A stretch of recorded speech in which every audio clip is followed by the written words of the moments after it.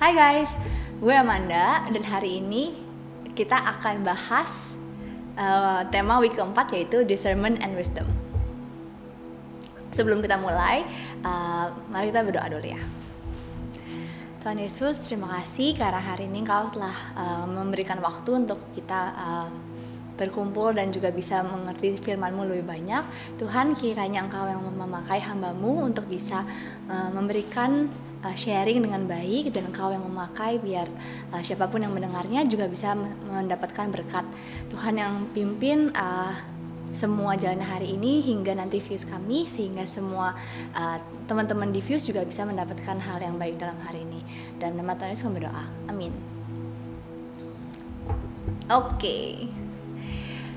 Jadi pasti kan kita semua mengalami pertumbuhan nih teman-teman. Ada dari fisik, ada mental, dan juga spiritual.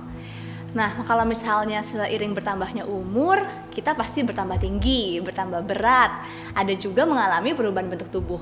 Nah, kalau secara mental, semakin dewasa kita akan semakin lebih mampu menangani masalah-masalah, dari yang kecil ke yang paling besar.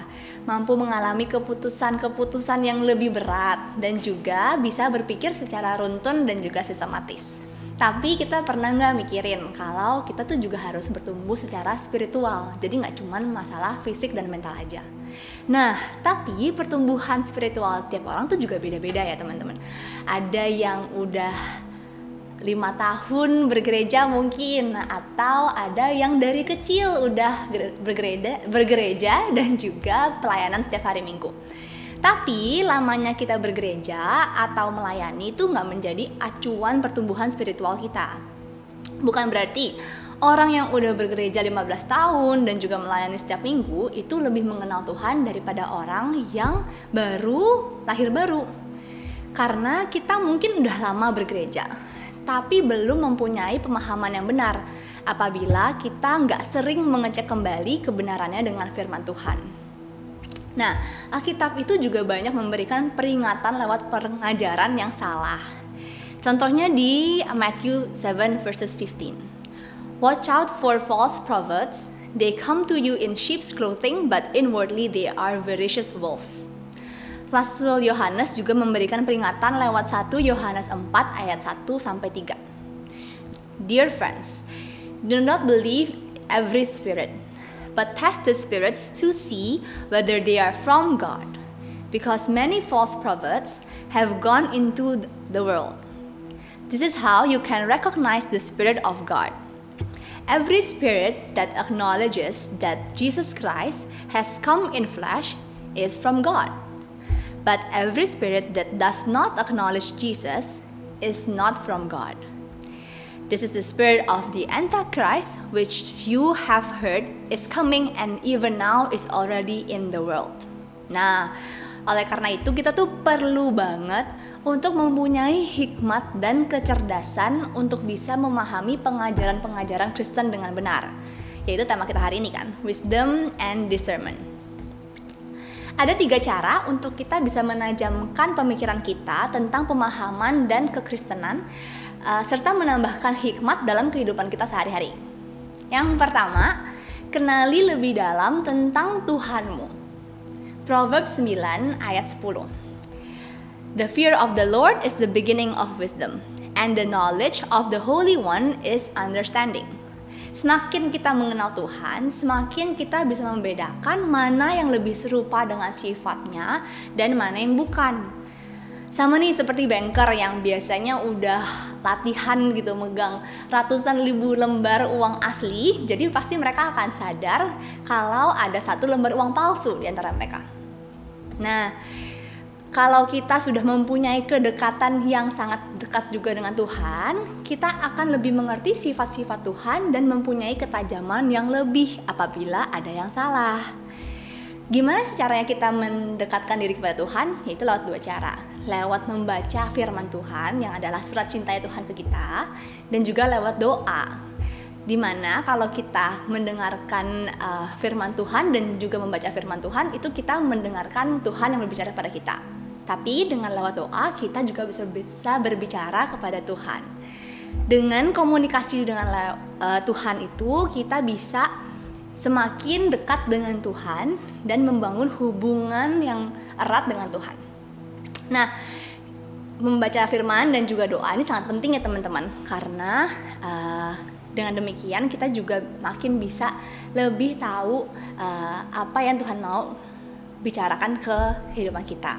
Jadi kalau ada pengajaran-pengajaran yang kemungkinan sesat, kita udah tahu nih, oh nggak mungkin itu terjadi.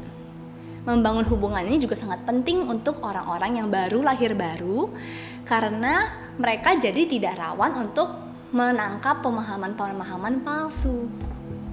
Yang kedua, mintalah hikmat pada Tuhan. James 1 verse 5. If any of you lacks wisdom, you should ask God, who gives generously to all without finding fault, and it will be given to you.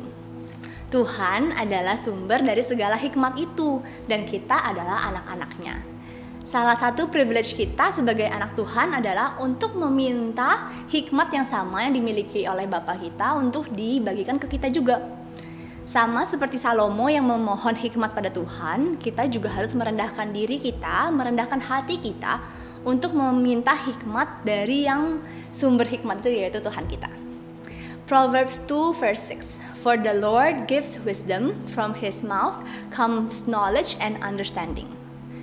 Nah, ketika kita sudah minta hikmat yang datang dari Tuhan, kita juga harus melepaskan pemahaman, pengertian, dan pengetahuan kita sendiri. Jadinya benar-benar menyerahkan kehidupan kita seluruhnya pada hikmat Tuhan. Seperti di Proverbs 3 verse 5 to 7. Trust in the Lord with all your heart, do not depend on your own understanding. Seek his will and in all you do, and he will show you which path to take. Don't be impressed with your own wisdom, instead, fear the Lord and turn away from evil. Yang ketiga, practice. Hebrews 5 verses 14. But solid food is for the mature, who by constant use have trained themselves to distinguish good from evil. Nah, kita tuh perlu untuk memakai discernment kita into practice biar semakin tajam. Dan komunitas itu adalah tempat yang paling tepat untuk kita bisa melatih ketajaman kita akan pemahaman Kristus. Apabila kita sudah paham, kita juga bisa membagikannya kepada orang lain.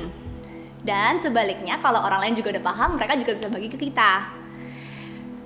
Di dunia yang serba abu-abu ini, di mana kebenarannya bisa berbeda-beda, tergantung dengan perasaan orang masing-masing, kita tuh perlu untuk bisa saling menjaga satu sama lain untuk tetap hidup di dalam kebenaran firman Tuhan yang tidak akan berubah dari sekarang sampai selama-lamanya. Jadi in recap, 1, kenali Tuhan kamu. Semakin kita kenal lewat firman dan doa, kita akan semakin lebih bisa membedakan pemahaman yang benar dan yang salah. 2, mintalah hikmat pada Tuhan. Dan yang ketiga, put your wisdom into practice. Itu aja dari saya. Happy views and God bless you.